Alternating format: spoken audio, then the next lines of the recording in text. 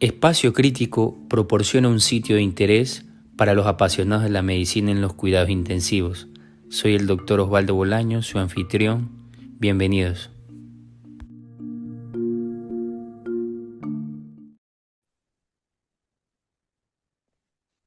Bueno, hola queridos colegas, ¿cómo están?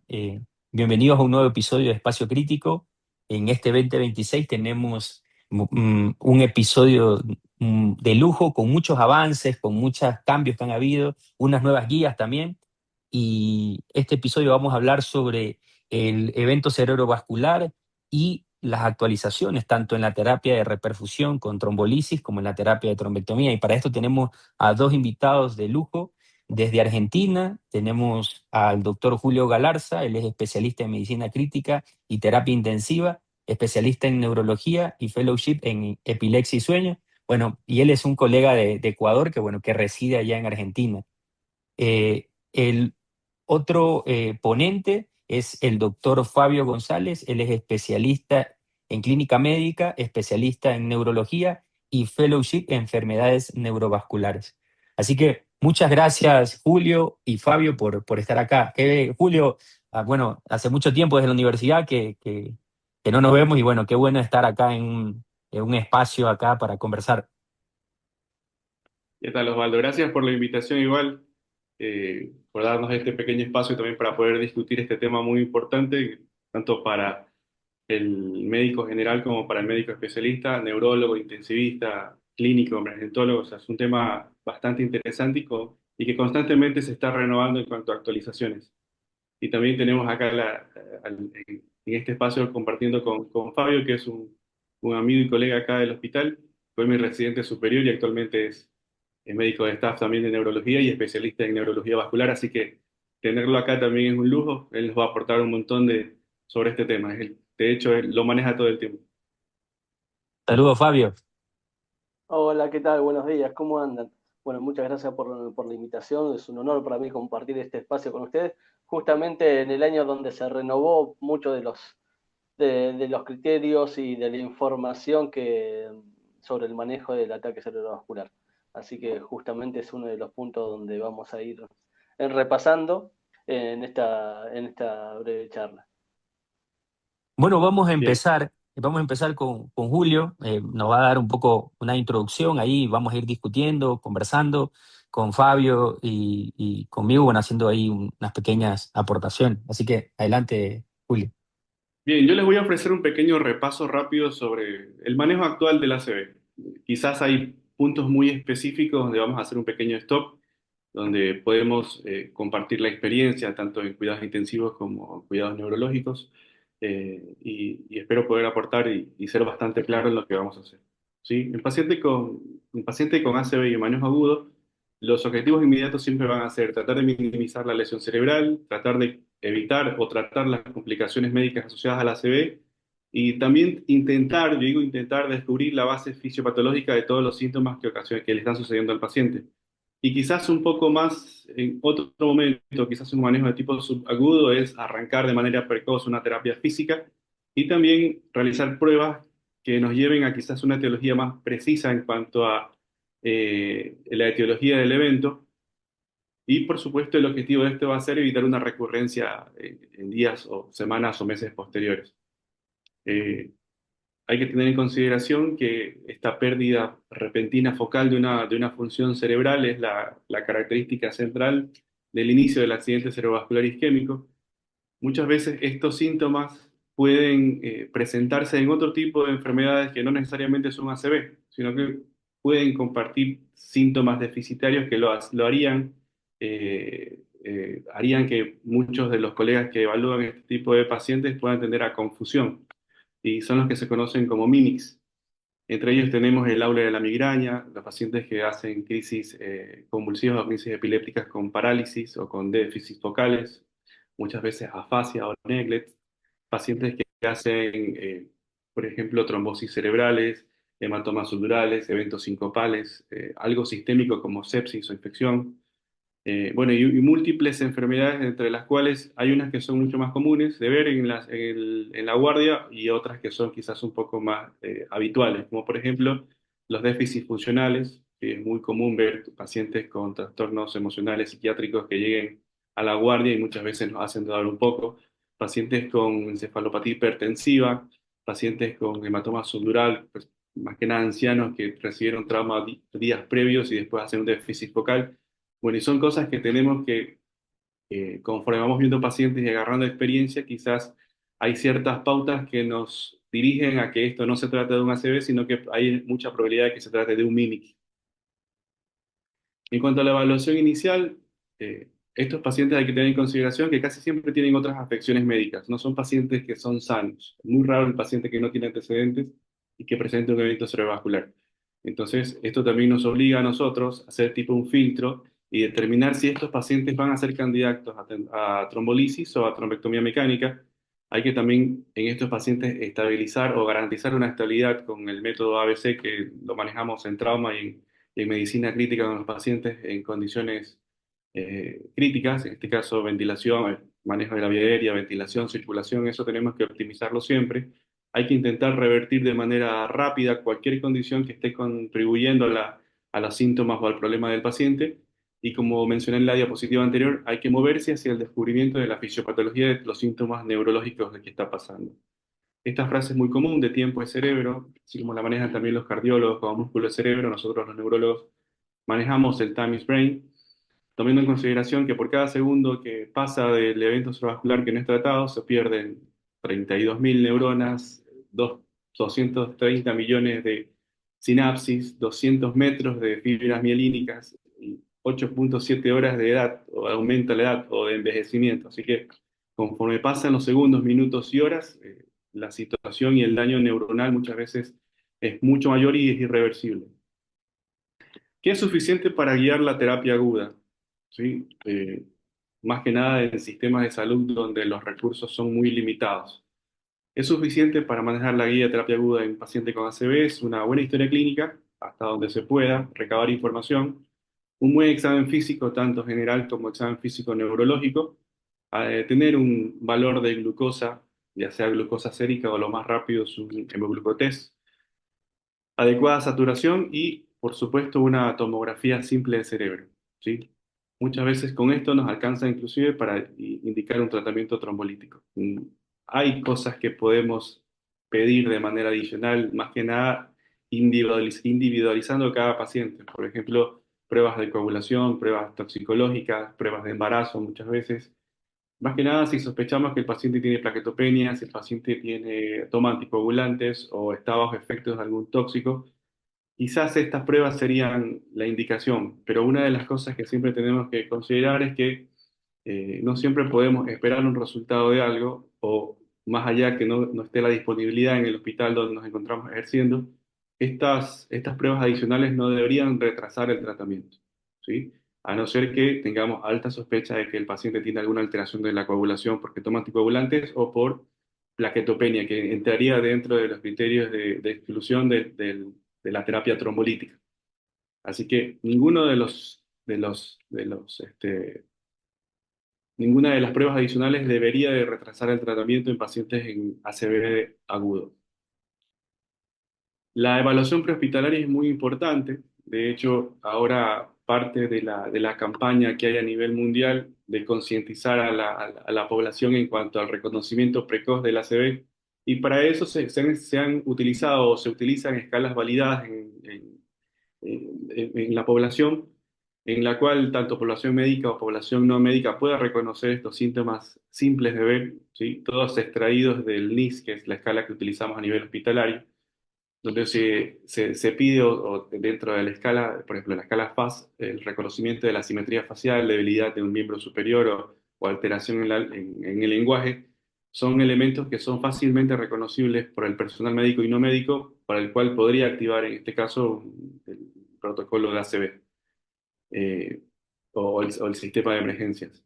Quizás el Cincinnati es muy similar al FAS, en este caso ya quizás lo hace un personal ya más capacitado, paramédico, médico o médico en la emergencia, utiliza los mismos elementos como la simetría facial, la debilidad del miembro superior y también la alteración del lenguaje.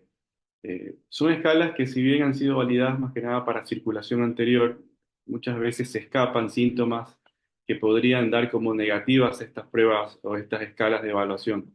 Porque si nosotros damos cuenta de todos los síntomas por los cuales representan las escalas, hablan de problemas a nivel de circulación posterior. Pero, por ejemplo, viene un paciente con ataxia, con inestabilidad, con trastornos de la agudeza visual, trastornos visuales, ya indicarían más un problema de territorio posterior y muchas de estas escalas serían negativas.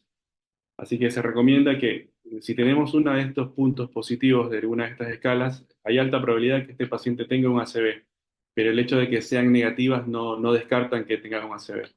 Por eso en una de las escalas se sumó la mnemotecnia B, que significa el balance, y ojos, en el cual, aparte de lo que podemos evaluar en circulación anterior, entra el trastorno o el balance o la inestabilidad y los cambios en la visión que corresponderían a síntomas de la circulación posterior.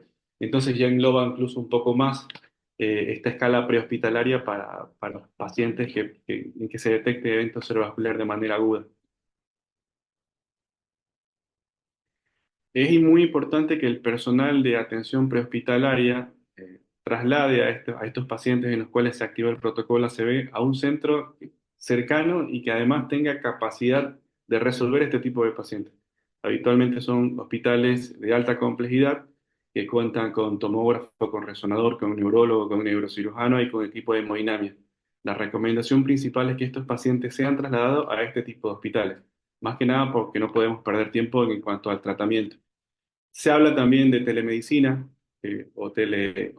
teleconsultas directamente con el equipo de neurología vascular, en el cual se puede identificar de mejor manera candidatos para cualquier tipo de terapia de reperfusión. En otros países, en este caso países de primer mundo que cuentan con unidad móvil de ACV, o sea, una ambulancia con tomógrafo donde las imágenes pueden irse realizando en el momento del traslado o inclusive administrar el tratamiento trombolítico. Esto ayuda mucho a acelerar el tratamiento e inclusive a mejorar los resultados. Aquí vamos a hacer una pequeña pausa para comentar sobre esta evaluación prehospitalaria que es muy importante y no es similar en cada país. Cada sistema de salud tiene muy distinta evaluación prehospitalaria y eso va a depender mucho de los resultados. Sí, aquí hay algo importante que remarca, por ejemplo, la guía y que, bueno, quisiera es el comentario de ustedes que están en otro país y Fabio, que sobre todo que hace neuroendovasculares. Por ejemplo, la guía remarca mucho el tema de utilizar en el ámbito prehospitalario, además de estas escalas, pero si uno sospecha que el paciente tiene criterios de circulación proximal, utilizar la escala RACE. Y si esa escala RACE es positiva, el paciente ya no pasar a emergencia, en nuestro caso, ir a la imagen, hacer todo el protocolo, sino directamente pasar a la sala de angiografía para poder hacerse la angiografía diagnóstica y hacerse en ese caso el tratamiento de la trombectomía. No sé qué piensa Fabio de esto. Sí, las escalas intentan identificar pacientes que tienen un ataque cerebrovascular de manera rápida y no solamente identificar pacientes con posible ataque cerebrovascular, sino aquellos pacientes que tienen un ataque cerebrovascular provocado por una oclusión de un gran vaso, ¿no? Y para eso la escala RACE se propuso hace un tiempo para identificar a aquellos pacientes que de tener un ataque cerebrovascular producto de una oclusión de un gran vaso, M1 en este caso, directamente se puede elegir tanto el centro con capacidad de tratamiento endovascular como en algunas situaciones en un escenario armado y bastante complejo, el ingreso directamente hacia la suite de tratamiento endovascular, ¿no? Sin hacer los pasos que habitualmente estamos más acostumbrados, ¿no? De la asistencia primero, y la asistencia y el tratamiento en la guardia externa, ¿no? Luego el paso por, los, por tomografía o resonancia, dependiendo de ventanas del protocolo intrahospitalario, y luego la derivación hacia hemodinamia, ¿no? Esa fue la propuesta del RACE. La verdad que es una herramienta que podemos pensar que es totalmente sencilla. Habría que ver, hay bastante información sobre las sensibilidades y la capacidad de detectar esos pacientes, pero al ser tan fácil de aplicar, es una herramienta totalmente válida, al menos como para elegir el lugar hacia donde vamos a ir a derivar el paciente. Y por el otro lado es un remarco justamente esto de la derivación, porque hoy la guía marca algo que es muy novedoso. Estábamos acostumbrados a decir que el paciente, una vez reconocido como un posible ataque cerebrovascular, vaya al centro más cercano, ¿verdad?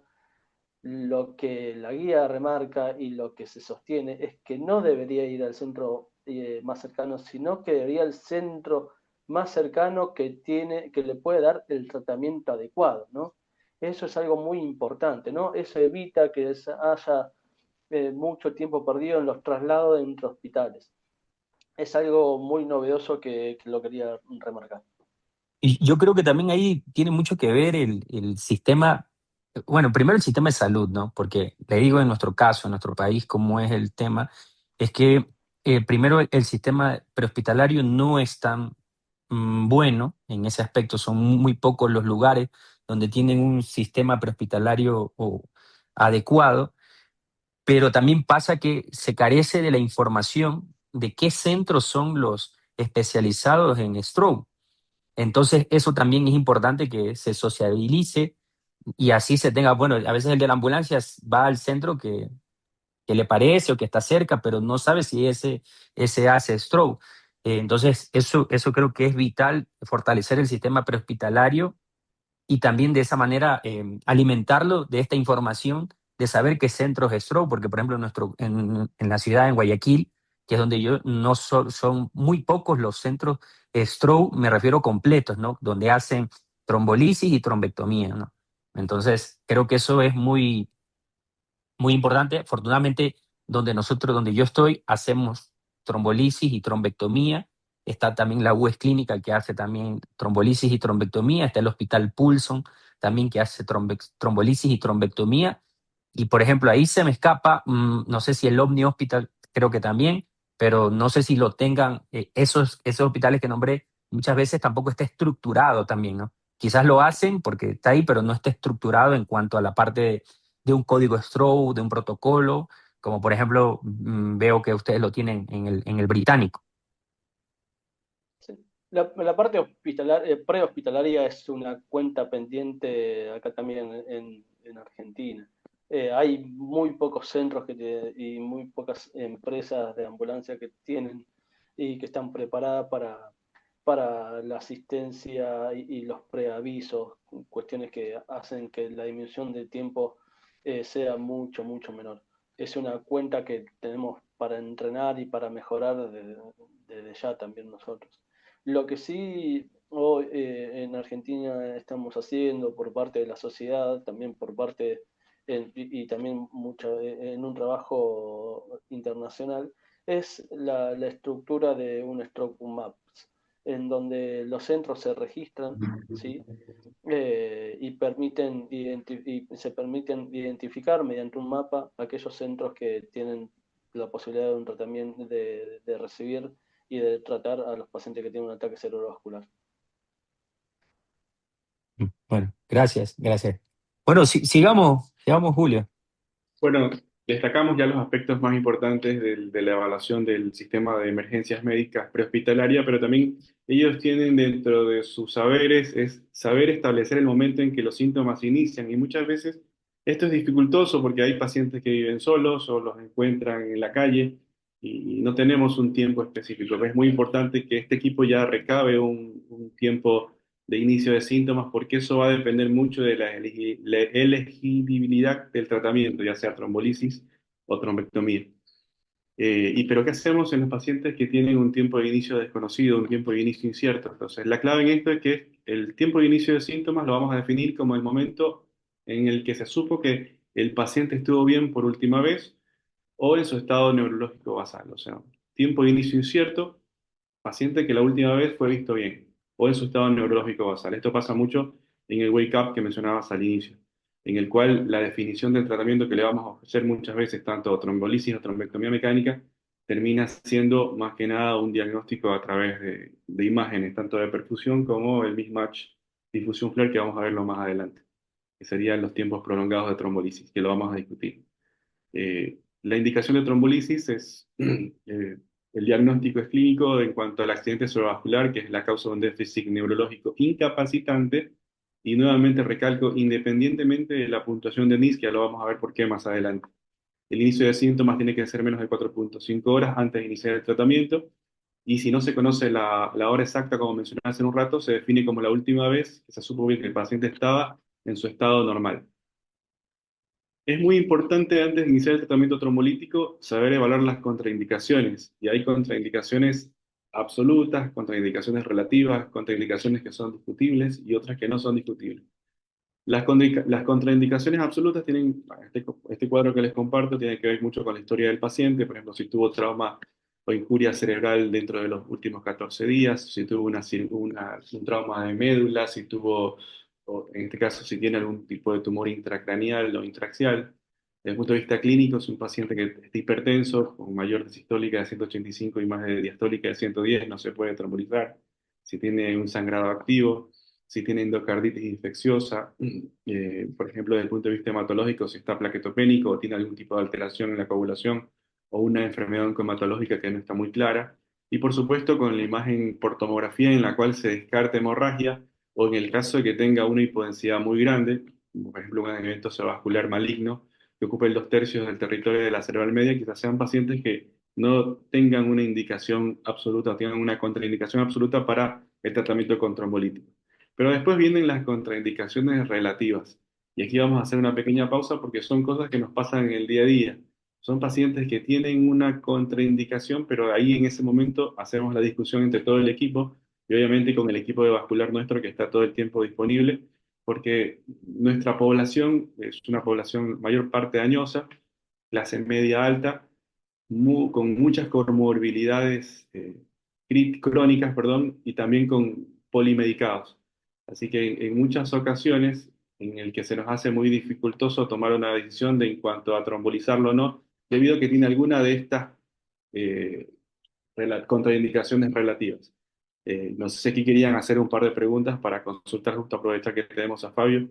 Más que nada pacientes que tengan discapacidades previas, pacientes que toman anticoagulantes o pacientes que toman los nuevos anticoagulantes orales.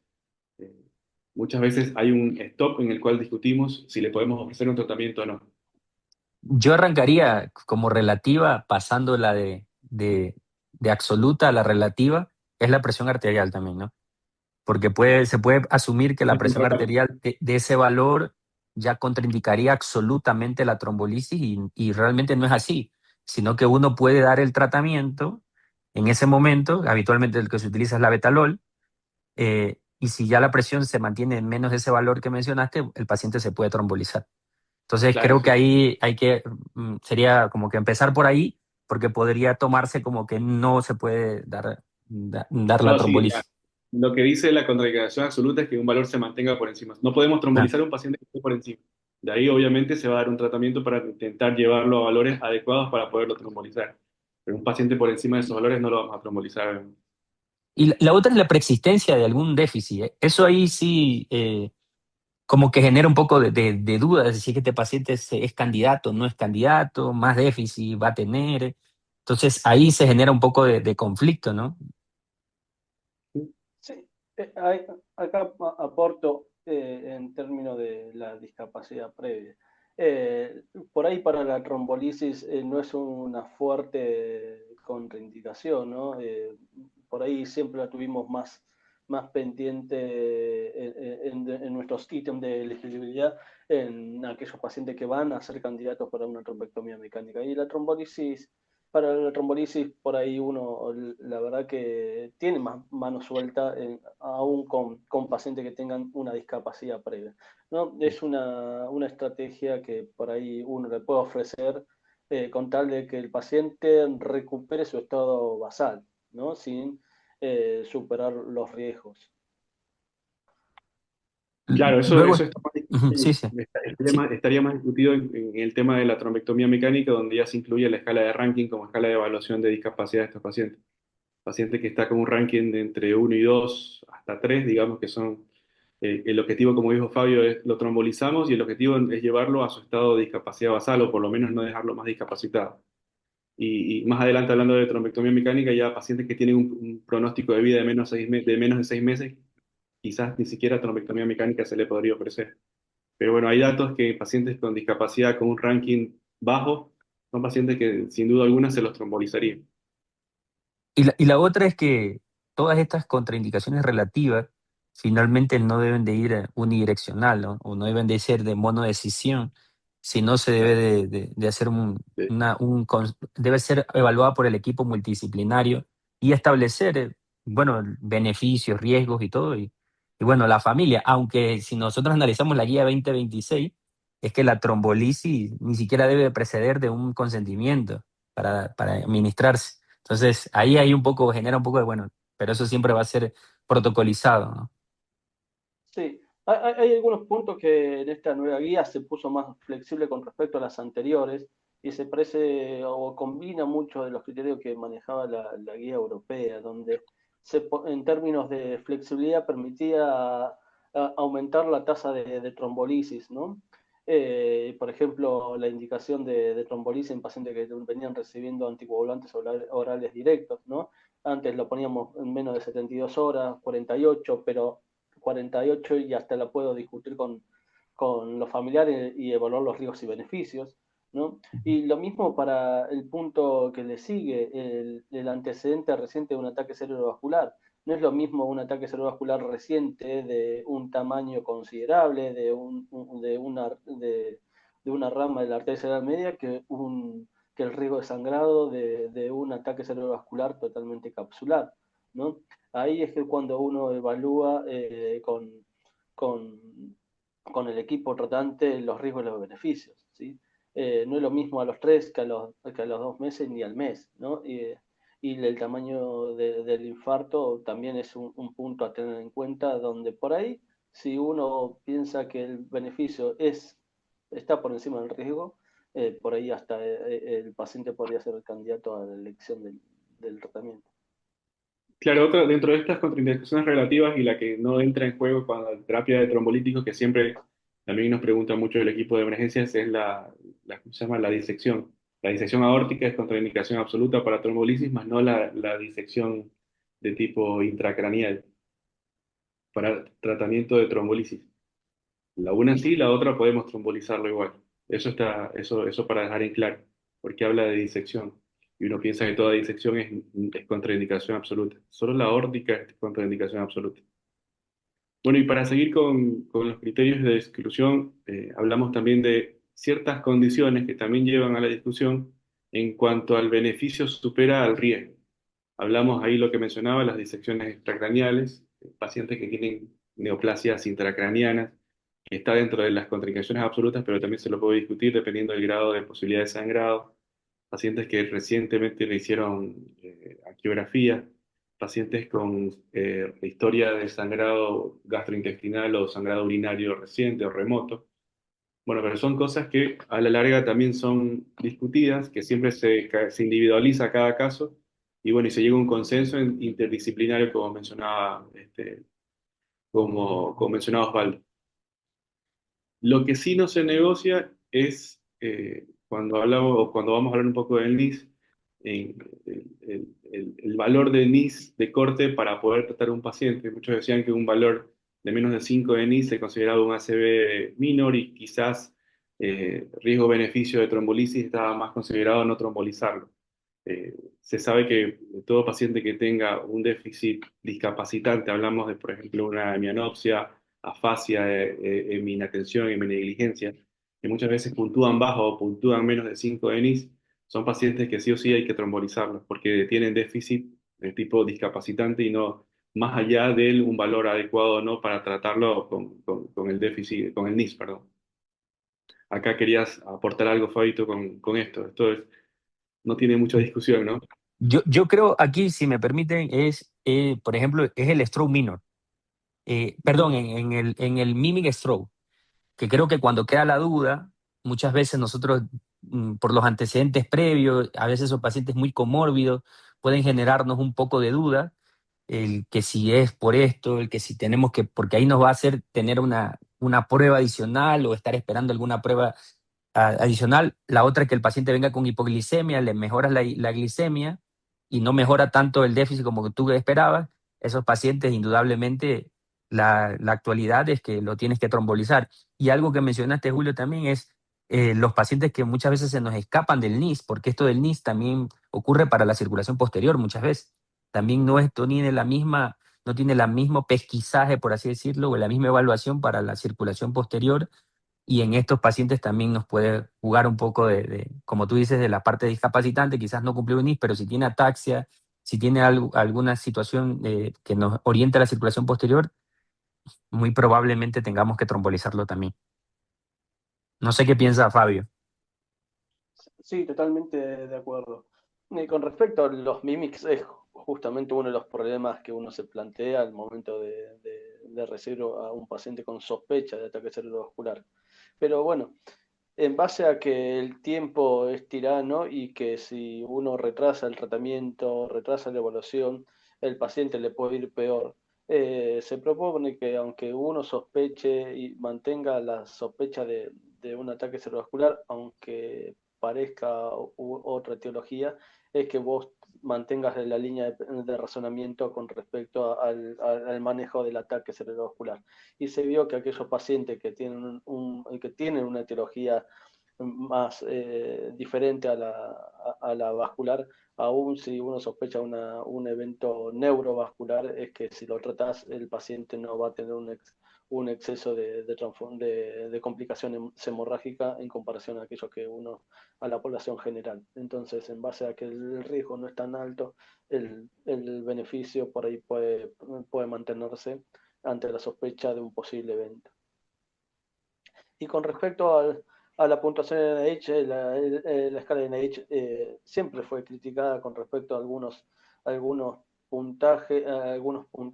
Es una escala que va directamente a definir la circulación anterior, dejando muchos puntos sin una correcta evaluación, pero al ser tan validada, conocida mundialmente, de rápida evolución y una congruencia interobservador muy alta, es que es la que utilizamos. Sí, pero en algunos puntos, aunque no se considere el puntaje como tal, es que hay que trombolizar cuando uno sospeche que el déficit puede ser totalmente discapacitante, un déficit visual, ¿sí? Un déficit manual, ¿sí?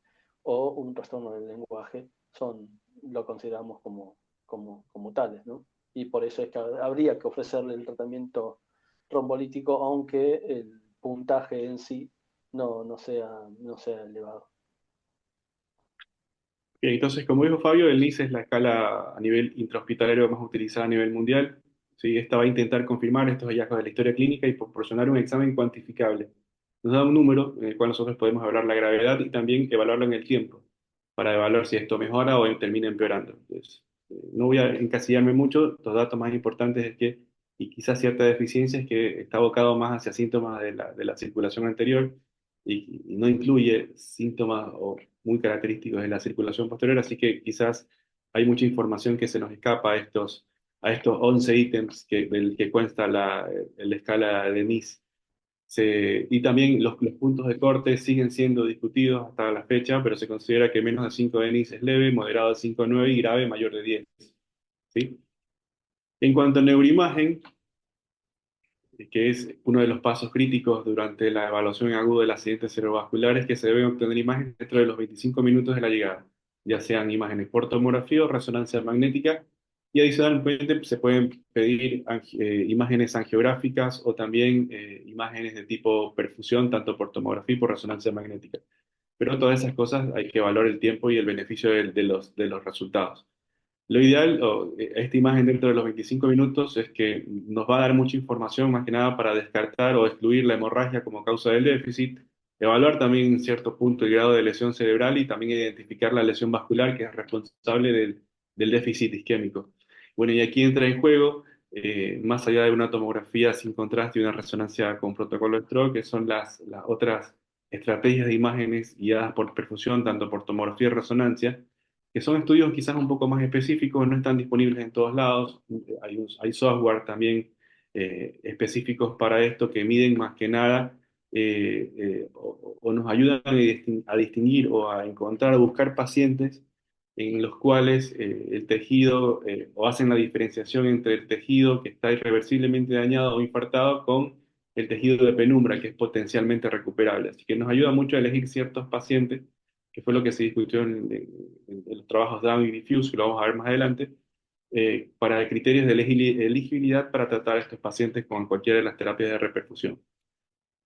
Ahora, la tomografía es la modalidad de imagen estándar en la mayoría de centros, tiene sus ventajas y desventajas. Una de las ventajas más grandes es que tiene amplia disponibilidad, es mucho más barata o menos costosa, tiene un escaneo, un tiempo de escaneo mucho más rápido y tiene mucha más sensibilidad, o por no decir alta sensibilidad, para descartar hemorragia. O sea, la tomografía no es para ir a buscar el infarto agudo, sino es para ir a descartar hemorragia que me ayude a dar eventualmente un tratamiento trombolítico, para que no hemorragia me contraindicaría el tratamiento como tal. Las desventajas de la tomografía es que tiene muy baja sensibilidad para el ACV en agudo, ¿sí? Hay cierto grado de irradiación, pero no es muy importante.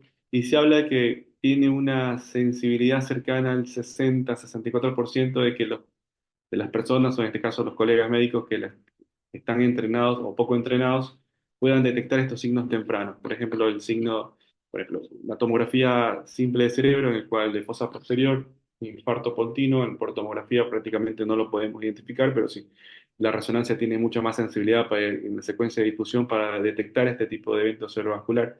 Así que la tomografía sirve mucho más para descubrir hemorragia que para detectar un ACV en hiperagudo. Para eso hay signos precoces que podemos identificar, entre ellos el signo de la cuerda, que indicaría un compromiso, un trombo a nivel de la arteria cerebral media, considerando también que hay ciertos pacientes que tienen una hiperdensidad en la arteria cerebral media y no es más allá de que calcificación.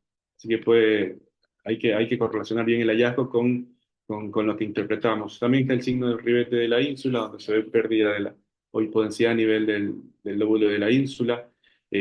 También la atenuación del núcleo lenticular. Todos estos son signos tempranos, en este caso quizás un poquito más tardío, de la pérdida de los borramientos y surcos y cisuras, o también pérdida de la diferenciación córtico-subcortical.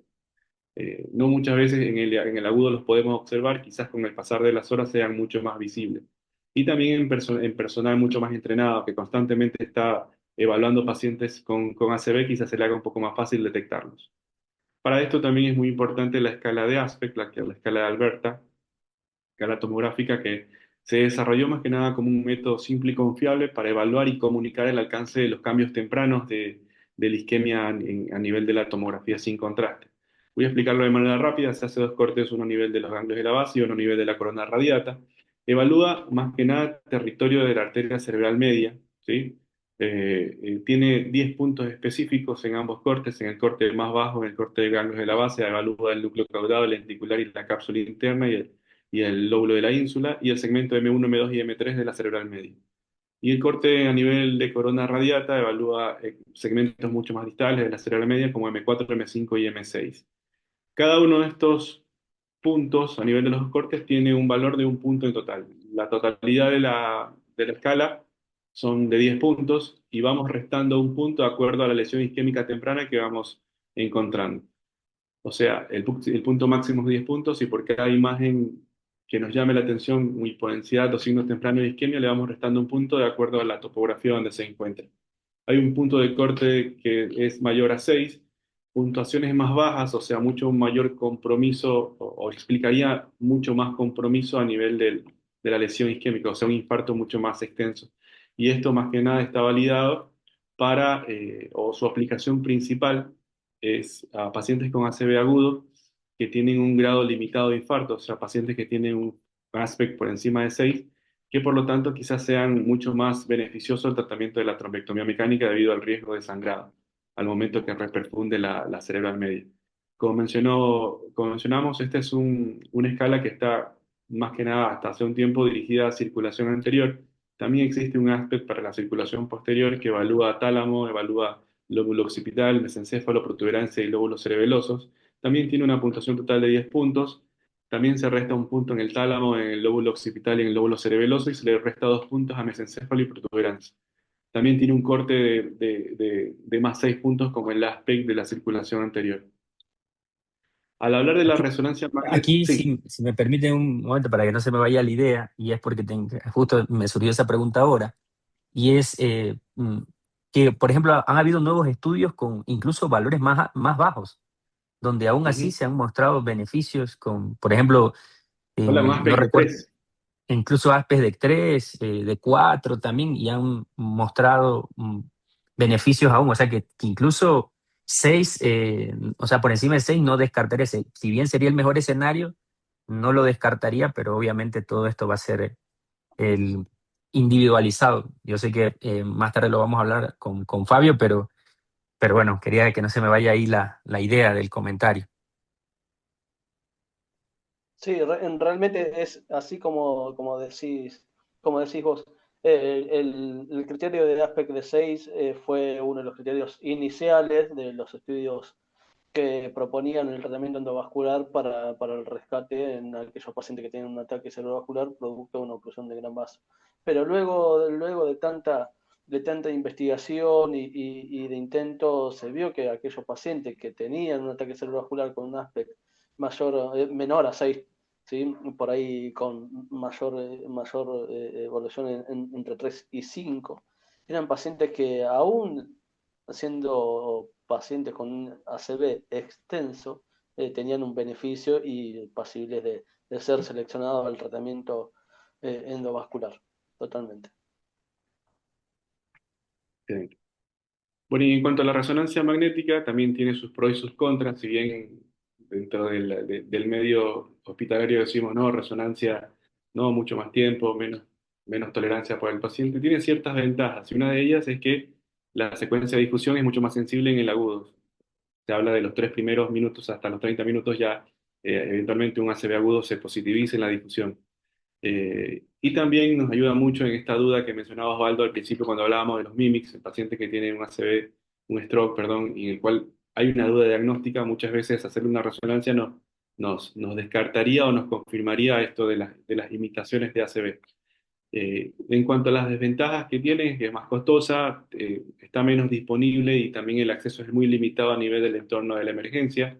Hay muchos pacientes que no lo toleran es un estudio que es incompatible con el paciente ya que son portadores de marcapasos o algún dispositivo electrónico que no es compatible con las ondas magnéticas del resonador. Y esto del tiempo de escaneo más largo es quizás una de las cosas, uno de los puntos que más podemos a discusión en cuanto a rechazar la imagen de la resonancia como tal. Actualmente lo que se utiliza son protocolos de stroke, que son protocolos con secuencias mucho más cortas, por lo cual el tiempo en cuanto a tomografía y resonancia son casi, no digo similares, pero están muy cercanos a ser en cuanto al tiempo un poco más corto. Y nosotros más que nada en la resonancia con stroke lo que necesitamos son 3 o 4 secuencias que nos van a dar mucha información en cuanto al evento isquémico y empezar una ventana eventual a un tratamiento. En este caso la secuencia de difusión, las secuencias que necesitaríamos en este caso en el protocolo de resonancia en stroke, una secuencia de C, una secuencia de susceptibilidad magnética y un flare, un T2 flare. Con estas 4 secuencias, y quizás sume alguna más, el GRE quizás, nos da mucha información sobre la temporalidad y el escenario en el cual nos estamos enfrentando. Como les mencionaba, se conoce que el tiempo entre la aparición en difusión y era SMA puede cruzar de 3 a 30 minutos y la aparición de esta lesión hiperintensa en difusión con caída en ADC. Acá la secuencia de susceptibilidad magnética se la utiliza más que nada para descartar sangrados. Bueno, y la presencia o no en el flare ya habla de que cuando está presente en el flare ya el ACV por lo menos tiene más de 6 horas en punto de corte, que ya lo haría salir de cualquier protocolo de trombolisis sistémica. Pero bueno, esto entraría en discusión con los nuevos tiempos prolongados de trombolisis. Entonces, ahí viene la importancia de lo que se conoce como discordancia o mismatch en la resonancia magnética, que es esta discordancia radiológica entre el núcleo del infarto y la zona de penumbra, o sea, tejido que podemos salvar o tejido recuperable. Y se utiliza más que nada para identificar pacientes que estarían dentro fuera de la ventana de 4,5 horas, pero quizás evaluando este mismatch se beneficiarían de un tratamiento de trombectomía o de trombolisis o trombectomía más que nada si tienen pensando que tienen tejido salvable. Utilizamos las dos secuencias que son la difusión y FLAIR. Se considera como mismatch positivo un paciente que tiene una imagen de difusión positiva, pero que no ha aparecido aún en el flare, o por lo menos no tiene representación en el flare. Esto nos habla que tiene probablemente un tiempo de menos de 6 horas, es un ACV hiperagudo, y la ventana terapéutica, por lo tanto, queda abierta, específicamente hablando de la trombolisis sistémica. Se considera mismatch negativo una difusión que es positiva, una imagen como la que vimos anteriormente, una lesión hiperintensa o una lesión isquémica a nivel de la protuberancia, que ya aparece a nivel de la secuencia T2 FLAIR. Entonces tenemos una difusión positiva con un FLAIR positivo y es un mismatch negativo. Este paciente quizás ya tiene un evento cerebrovascular por encima de las 6 horas y ahí viene la discusión de si lo tratamos o no. En Y, y, y, ventana, sí, y esto es vital, por ejemplo, en el tema del way up que mencionaste, ¿no? Cuando no están claros los síntomas, la hora del inicio de los síntomas, o a veces pasa así, muchas veces eh, nos pasa así a todos cuando reconocemos un stroke. Bueno, no sé, la última vez que yo lo vi fue ayer antes de acostarse y en la mañana ya lo vi que no se despertó bien, entonces tú no te queda claro el asunto, entonces en este caso la resonancia magnética con este protocolo de Stroke para ver el mismatch, difusión, flare, es el que te decía a ti si, bueno, en este caso si ves el mismatch positivo, es decir, difusión está positivo, pero no lo ves en flare, por lo tanto, ese paciente es candidato a trombolisis sistémica si no tiene otras contraindicaciones. Y hay algo que claro. mencionaste, y justo lo quiero mencionar porque lo dijiste, Julio, es el tema del tiempo más demorado de la resonancia magnética en comparativa a la tomografía. ¿Por qué lo digo? Porque, por ejemplo, en mi centro, que es el Hospital Clínica San Francisco de Guayaquil, nosotros tenemos nuestro protocolo con resonancia magnética y nuestro tiempo de resonancia es de 25 minutos aproximadamente, donde nosotros hacemos no hacemos el GREP, no hacemos nosotros el GREP, pero hacemos la difusión, hacemos el ADC y hacemos el FLAIR, y en ese momento, si el paciente ya vemos que es candidato a trombolisis, bueno, iniciamos la trombolisis en la sala de imágenes, y si pensamos que es circulación anterior en ese momento, corremos el angioTOF en el mismo momento que está el paciente para ver si tiene circulación anterior, y en ese contexto ya está avisado el neurocirujano para hacer el tratamiento endovascular. Yo quería aportar justamente lo que dijiste vos. Eh, en estos pacientes que ingresan con un tiempo en códigos de ACV, la evaluación de los vasos es indispensable. Y agregar el TOF, como ustedes hacen, es justamente una estrategia eh, la más adecuada, ¿no? Porque tenemos al paciente metido en el resonador, la evaluación justamente con el resonador, una opción muy buena y muy válida es con la evaluación de los vasos mediante el flujo, sin contraste, con la secuencia TOF. Es una opción muy, muy buena y no hay que olvidarse que es el punto a adicionar a la secuencia de los criterios Wake Up, ¿no? Y por otro lado, el punto de los criterios radiológicos del estudio Wake Up hacían sostenían que aquellos pacientes que tenían una CB del despertar eran provocados especialmente en la última mitad del sueño, ¿no? En la última parte del sueño. Y es por eso que es posible que mediante esta secuencia, asumiendo que el flare se positivizaba dentro de las 4 horas, 5 o 6 más o menos, es que uno pudiera considerar a estos pacientes por elección radiológica, ¿no?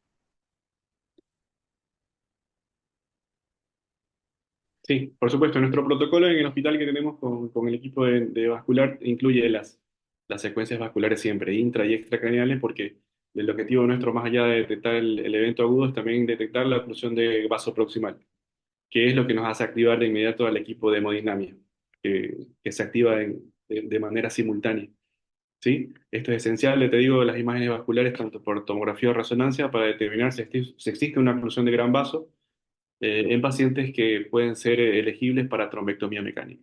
¿Sí? En este caso está el protocolo de ACV de trombolisis, ¿sí? Paciente que tiene menos de 4,5 horas, le hacemos la tomografía, normalmente se hace una tomografía rápida para descartar el sangrado, se evalúa si el paciente los síntomas iniciaron menos de 4,5 horas y si no tiene ninguno de los criterios de contraindicación absoluta o relativa, son pacientes que son tratados con trombolisis sistémica.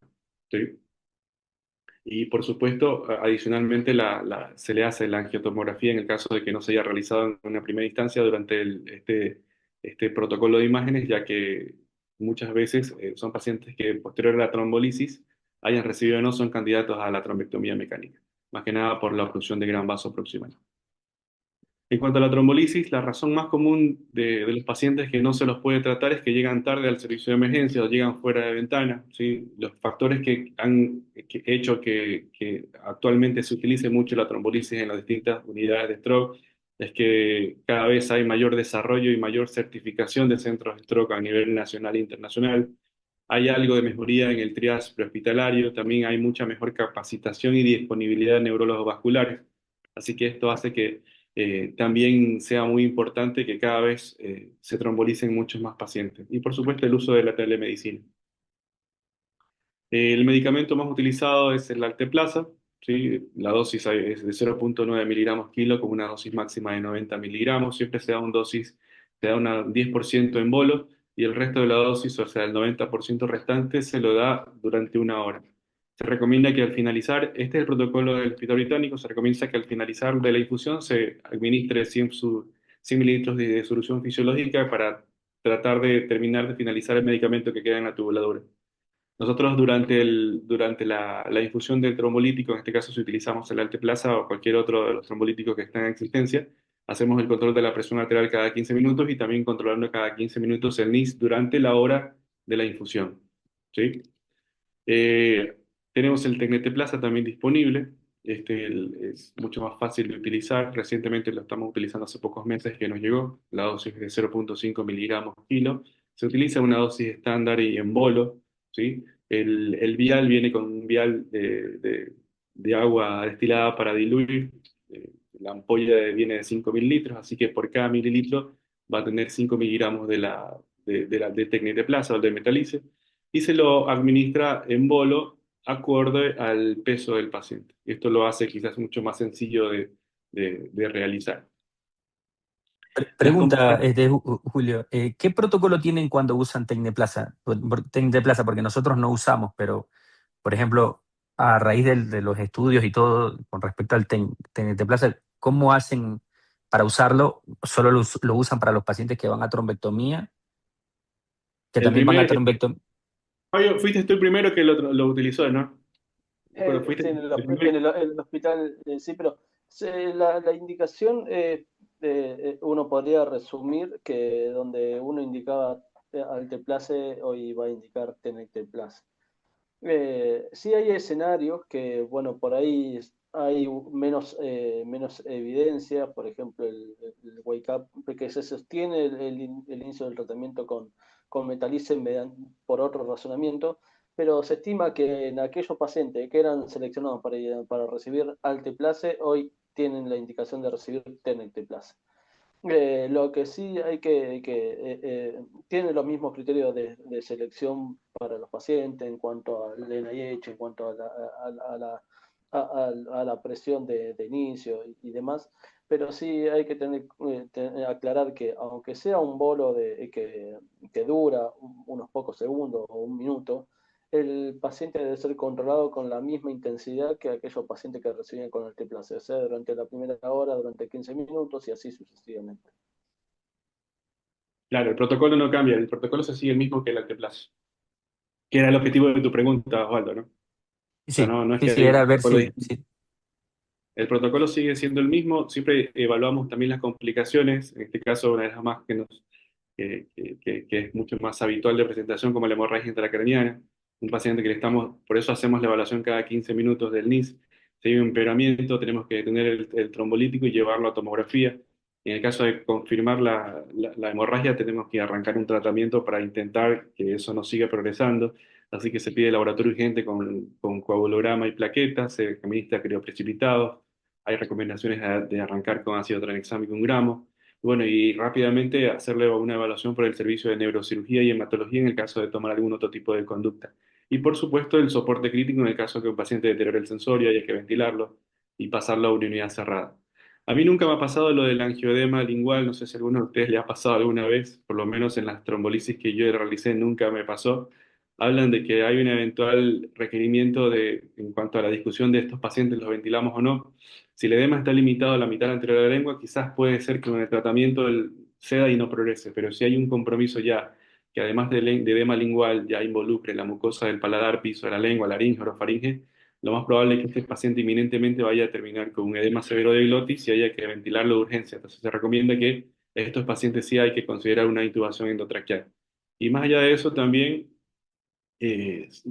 no se recomienda la intubación nasotraqueal por el grado de compromiso, porque ya el paciente inició la terapia trombolítica y el riesgo de sangrado está. Se utiliza corticoides, difenidramida, ranitidina, en muchos casos adrenalina inclusive. Por supuesto, el soporte crítico en una unidad de cuidados intensivos y por el equipo de terapia intensiva. Nunca me pasó el angioedema lingual, no sé si alguna vez a ustedes les pasó. O sea, yo vi angioedema por trombolisis, pero no en stroke. Lo vi en un caso, dos casos que tuvimos de TEP, pero no Claro, en stroke. hay que tener mucha mala suerte para ser alérgico a esto, ¿no? Pero no, nunca lo vi. Y hemos trombolizado varios, por lo menos yo en mi experiencia no lo he visto. Por supuesto, estos pacientes van a pasar a una unidad de stroke o específicamente una unidad cerrada, una terapia intensiva, donde el control de la presión arterial va a continuar durante las próximas 24 horas, durante las primeras 2 horas cada 15 minutos, después durante las próximas 6 horas cada 30 minutos y luego cada 60 minutos las primeras 24 horas post-infusión. Sí, también se recomienda al equipo de terapia intensiva ir haciendo una evaluación del NIS cada hora hasta completar las 40 horas, las 24 horas post-infusión y también a las 24 horas una tomografía de control. Más que nada para ver si no hubo ninguna complicación o transformación hemorrágica posterior a la trombolisis. No sé si alguna cosa que queramos discutir, si se quiera discutir más que ya de la trombolisis sistémica o no. Igual Fabio después seguro nos va a aportar algún dato más de la guía actual. Sí, yo creo que un poco, no sé si Fabio, en el caso de la trombolisis, además del way up, que ya lo hablamos, que incluye la trombolisis en un periodo del despertar, pero que necesitas imágenes especiales para poder saber si el paciente está dentro de las primeras 4.5 horas. Eh, si, por ejemplo, la ventana de las 9 horas, y aquí incluye el tema de las imágenes de perfusión. Esa sería como, ¿qué experiencia tienen ustedes con respecto a a partir del estudio STEM, que es trombolisis hacia más de las 9 horas con imágenes de perfusión? Hola, sí, con respecto a los criterios de selección de aquellos pacientes que tienen una ventana extendida, eso es algo novedoso, pero ya se veía en el estudio Extend, donde aquellos pacientes que tenían al menos una ventana de 9 horas eran posibles candidatos. Ese estudio fue terminado de manera rápida porque justamente había salido el estudio Wake Up. Pero después se vio que la evidencia en donde se evaluaba un territorio bastante comprometido en relación a su NIH, bueno, podría ofrecer el tratamiento trombolítico sin ninguna duda. Obviamente eso requiere una evaluación del volumen de infarto, ¿sí? Y del volumen del área de penumbra, o sea, con los estudios de perfusión. Ustedes, Osvaldo, tienen estudios de perfusión allá. Bueno, el británico no lo tenemos. No sé si en el italiano sí lo tienen, creo, Fabio, ¿no? Creo que sí, creo que Fabio lo maneja ya. Pero en Ecuador Sí, no nosotros, tenemos. nosotros O sí sea, tenemos perfusión, pero en lo particular, o sea, en nuestro centro, no lo utilizamos nosotros no lo utilizamos todavía para stroke, no está afinado para stroke, realmente. O sea, te mentiría, diría como mentira si lo utilizamos para stroke, todavía no. No sé en igual otros una. centros, no sé en otros Claro. centros, pero por ejemplo, para lo que lo utilizo, nosotros sí lo utilizamos, es para protocolo de isquemia cerebral tardía. Ahí sí utilizamos la perfusión, todavía no está afinado porque, como tú bien dijiste, estas cosas son decisiones rápidas, necesitas que esté afinado por todo el equipo, un software especial para que pueda medirte el ratio de penumbra núcleo, penumbra core, entonces eso todavía no está. Claro, igual más adelante también ya casi a finalizar las diapositivas mías, es que de acuerdo a toda la experiencia que se ha generado en los últimos años, muchas veces estas imágenes de percusión en muchos de los escenarios no son necesarias para llevar un tratamiento o ofrecer un tratamiento trombolítico o trombectomía mecánica, en este caso en ventanas extendidas. Muchas veces no son necesarios, pero bueno, si se lo tiene, se lo utiliza. Se lo utilizaría de la mejor manera para beneficio del paciente. La trombectomía mecánica está indicada en pacientes con ACV isquémico agudo debido a una confirmación, obviamente, por un gran vaso, o una oclusión proximal de un gran vaso de la circulación anterior o de la arteria basilar que puede estar o puede ser tratado dentro de las 24 horas posteriores al inicio de los síntomas o en el wake up, en este caso, la última vez que lo vieron bien, independientemente o no de si recibió terapia trombolítica para el mismo evento, ¿sí? Hay pacientes de que uno discute a quién tratamos. Si hablamos de circulación anterior, se debería tratar a todo paciente que tiene que tiene oclusión de gran vaso, independientemente si recibió trombolíticos o no. Debe iniciarse inmediatamente si confirmamos esta oclusión de gran vaso. No debemos esperar o a ver una respuesta si la trombolisis funcionó o no, porque hay un porcentaje bajo de que el trombolítico logre lisar el coágulo como tal. No debemos esperar que haya una respuesta como tal. Si tenemos la confirmación de oclusión de gran vaso, hay que irla a tratar inmediatamente. Eh, Necesita que se haya excluido hemorragia tanto en tomografía por resonancia. Aquí habla del aspect, que se habían hablado de un corte por encima de 6 puntos, y hay datos que hacen que inclusive aspect mucho más bajo, hablaban de aspect hasta de 3 a 4 puntos, no estarían contraindicados para un tratamiento de trombectomía mecánica, siempre confirmando la oclusión de gran vaso, como lo vengo mencionando, y que el déficit neurológico sea persistentemente incapacitante y que esté por encima de un IS de 6 puntos, ¿sí? Bueno, y aquí entrarían en juego también estas imágenes que confirmarían el tejido recuperable que fueron discutidas en el estudio de Angry Diffuse.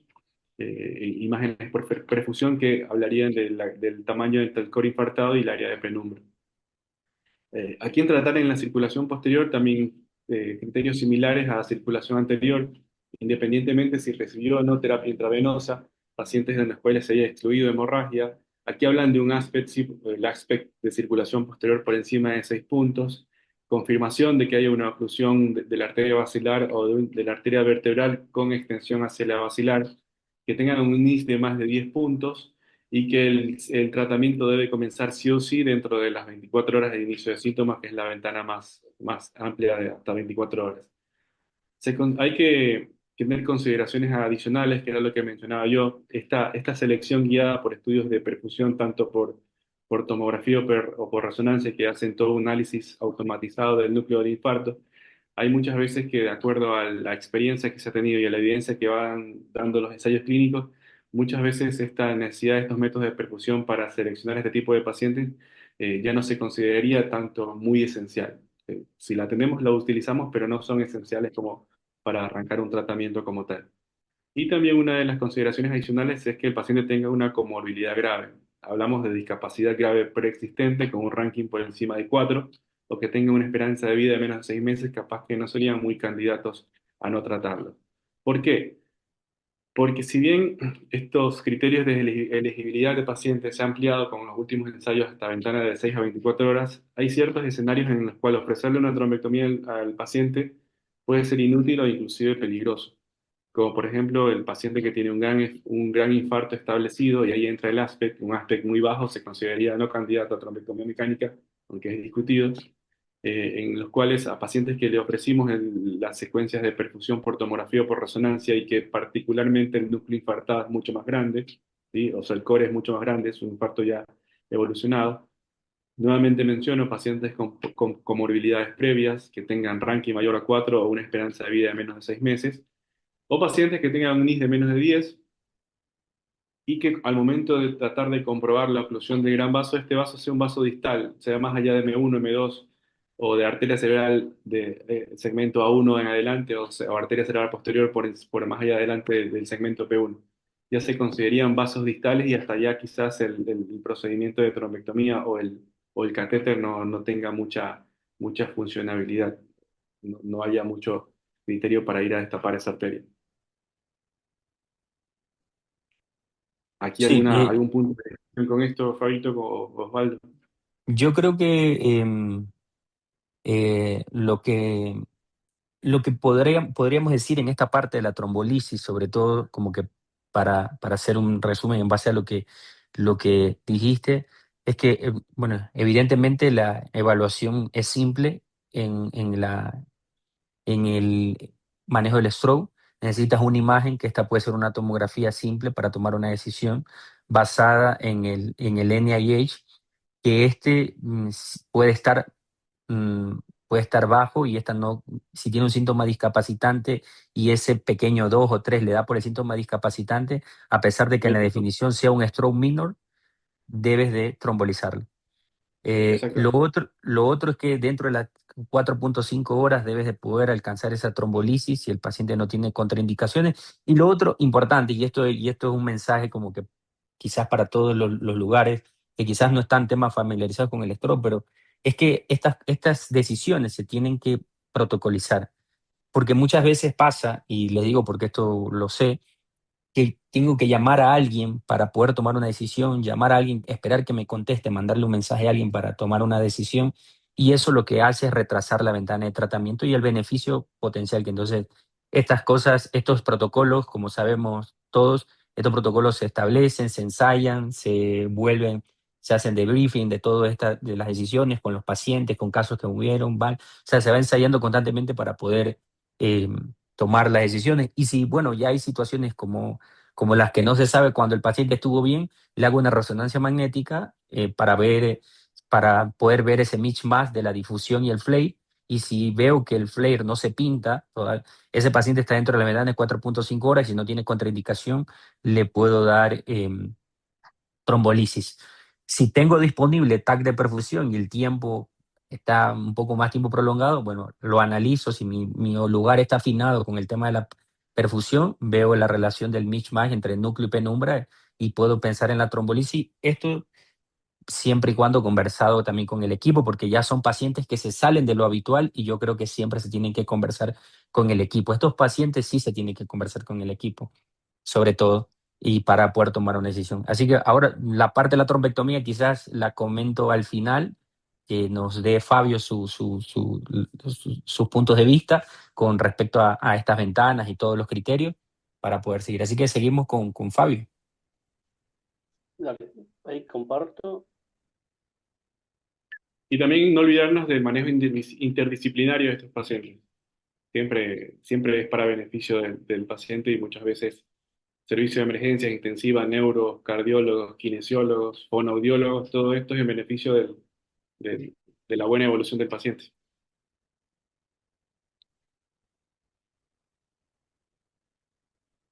Estoy compartiendo.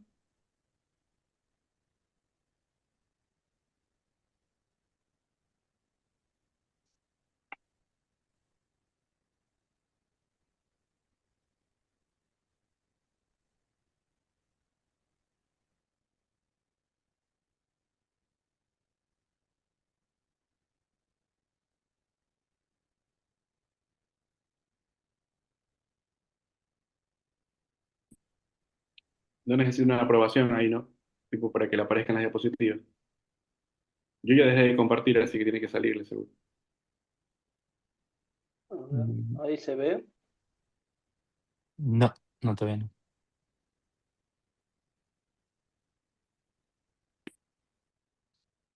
A ver,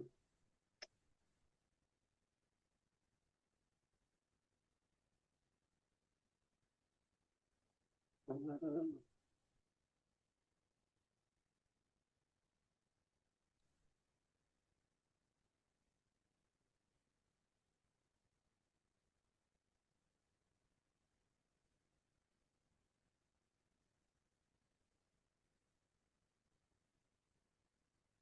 Estoy tratando.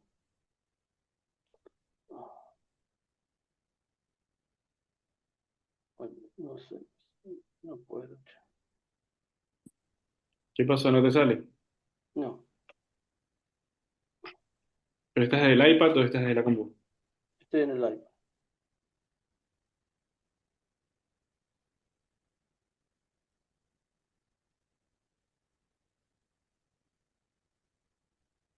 Ahí intento salir algo. Ahí se ve. Ahí se ve. No. No, se paralizó la imagen. Si quieren pausar y vemos.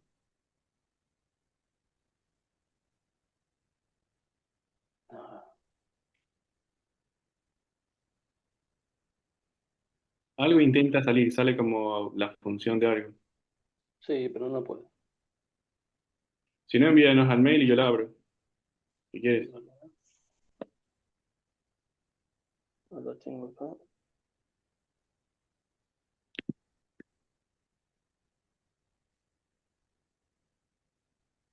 La-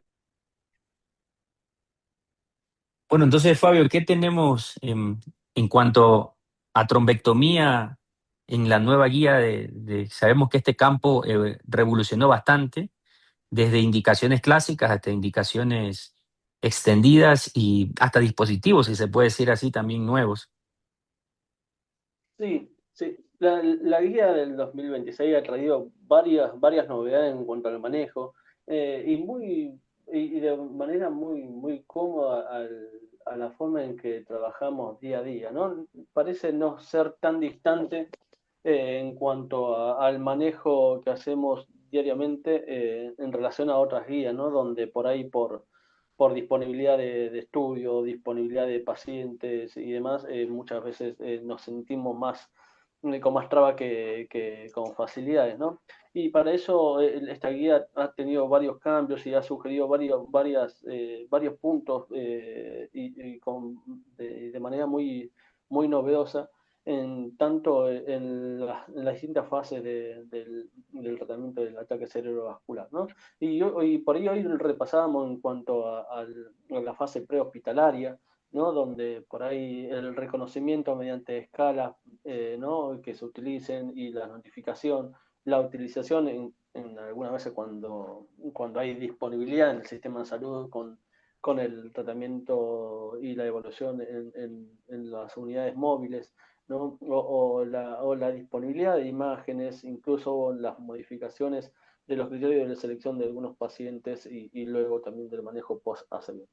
En la diapositiva posterior, no solamente remarco que la importancia de las evaluaciones que tienen en los diferentes puntos de esta cadena, sino que en la guía mencionaba algo muy interesante que lo fuimos repasando. Hoy ir al lugar adecuado es el lugar que mejor el beneficio le trae al paciente posteriormente. Hoy no hay que perder tiempo en hacer evaluaciones en lugares donde no vas a recibir un tratamiento endovascular o trombolítico o neurológico especializado. El paciente debe ir al primer centro con capacidad para el tratamiento del ACV. Esto hace que el paciente se reduzca un montón el tiempo de retraso entre el inicio de los síntomas y el inicio del tratamiento.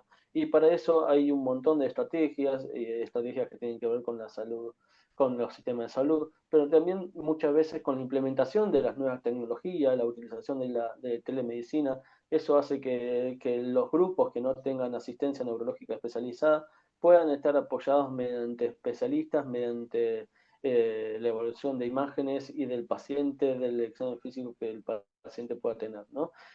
Eso hace que se seleccione con mayor y aumenta un montón más la tasa de tratamientos neurológicos agudos, ¿no? En la próxima diapositiva, también remarco lo que veníamos diciendo, ¿no? Antes decíamos que el paciente debería ir a cualquier centro, hoy el paciente debería ir al mejor centro que tengamos con menor distancia. En la próxima diapositiva también remarco estos puntos que hoy por hoy lo vemos totalmente distante por disponibilidad. Acá en Argentina hay un solo centro que cuenta con las unidades móviles, ¿no? Pero lo que sí permite este tipo de tratamiento es la evaluación extremadamente temprana, ¿sí? Y hasta la posibilidad del inicio del tratamiento trombolítico eh, durante la evaluación en estas unidades móviles, ¿no? Esto hace que el paciente no pierda tiempo ni en el inicio de la trombolisis, ¿no? El paciente que aún se sospecha un ataque cerebrovascular por una oclusión de un gran vaso, el paciente prácticamente puede ir directo a la suite de hemodinamia, ¿no? Porque ya los pasos previos lo realizó en este traslado. En la próxima, en la próxima diapositiva, remarco algo muy importante en relación a los tiempos de tratamiento, ¿no? Uno de los puntos fundamentales es que se ingresaron nuevos criterios en base a estudios que la mayoría conocíamos sobre las ventanas de tratamiento, tanto trombolítico como de trombectomía mecánica. Hoy, si bien existen ventanas donde estamos bastante seguros, tanto en el tratamiento endovascular como en el tratamiento trombolítico, es posible que también podamos seleccionar pacientes aún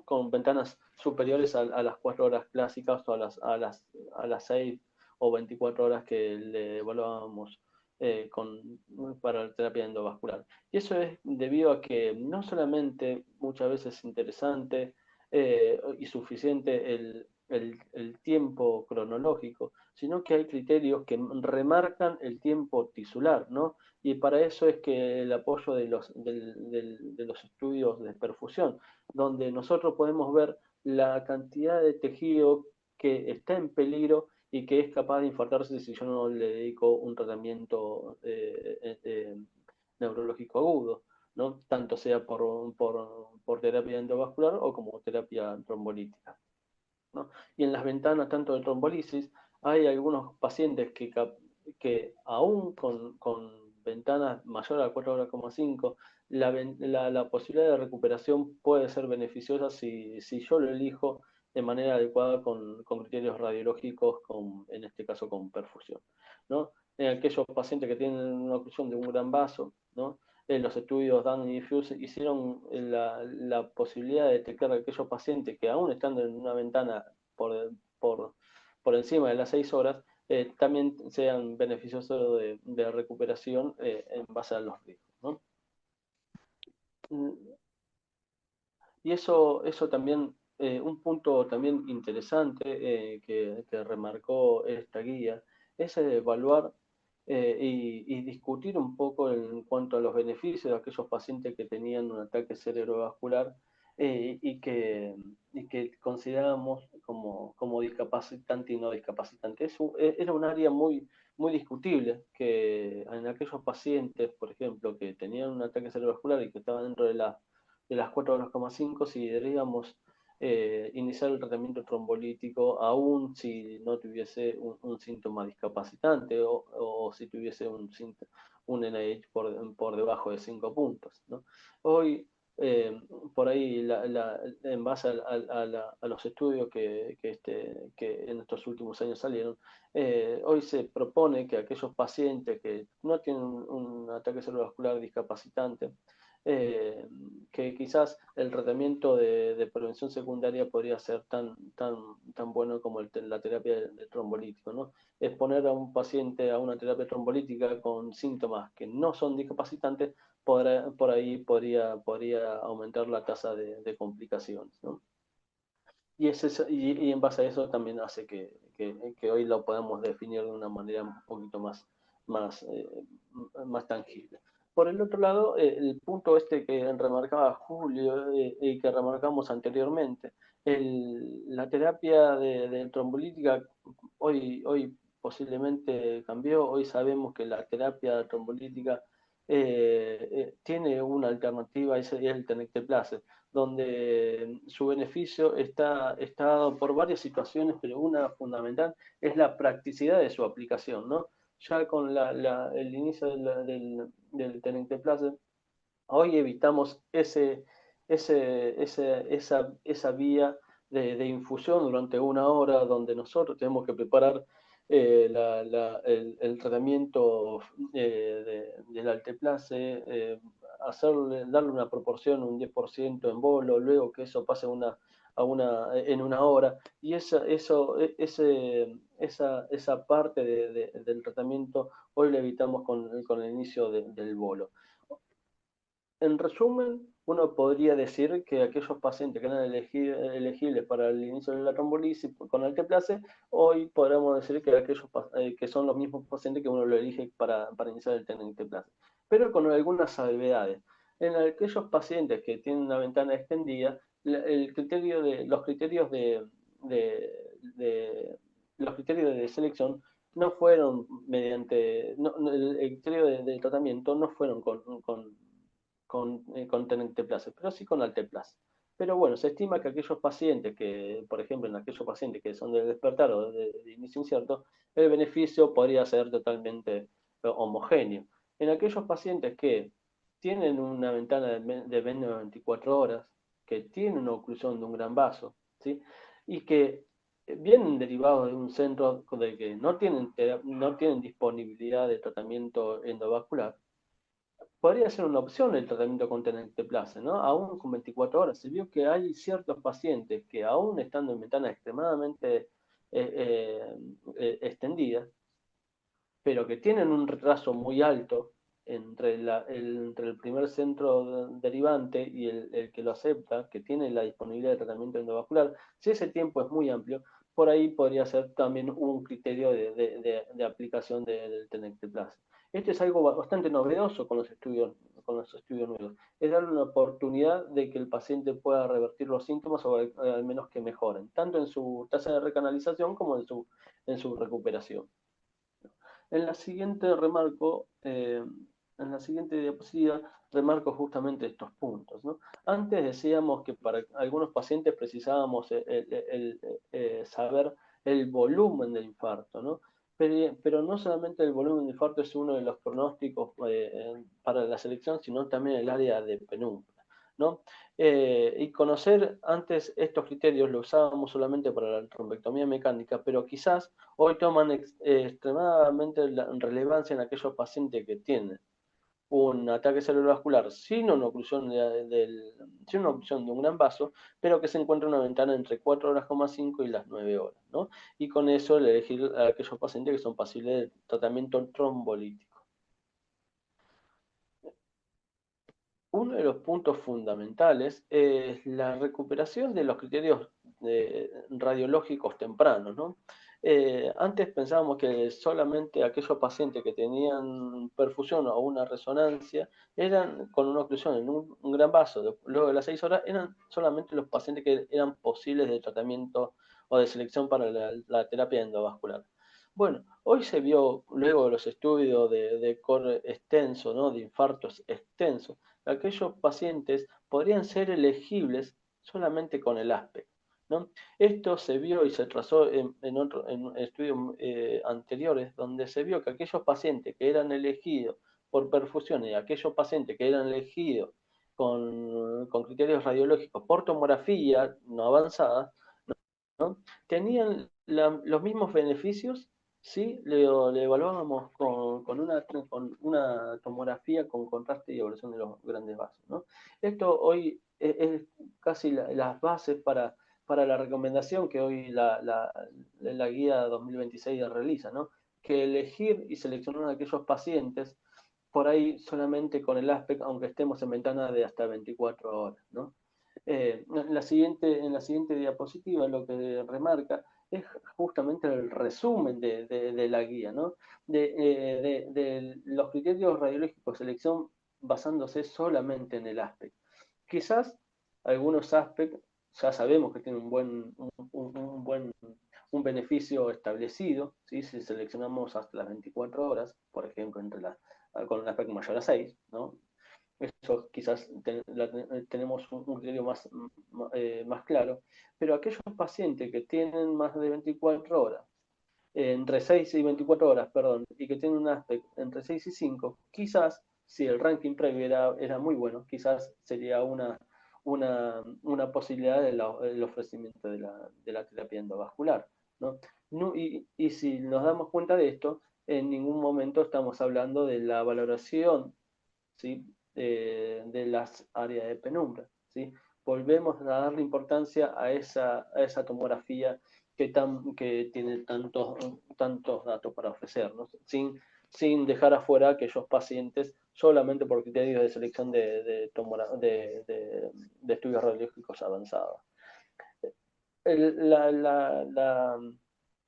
La guía anterior no marcaba estos puntos sobre los beneficios de la opción de la arteria basilar, pero hoy, luego de los estudios, tanto que se hizo en los últimos años, vieron que aquellos pacientes que tenían una obstrucción de la arteria basilar con su pronóstico totalmente malo si uno no hace una terapia endovascular, es seleccionar a aquellos pacientes que mediante una H de mayor a 10, con una de mayor a 6 y con una oclusión de la arteria basilar, es que estos pacientes deberían ser seleccionados para la trombectomía mecánica hasta las 24 horas, un criterio que hasta en las guías anteriores no habían sido incluidos. Uno de estos puntos es que hoy quizás los criterios de selección para la terapia endovascular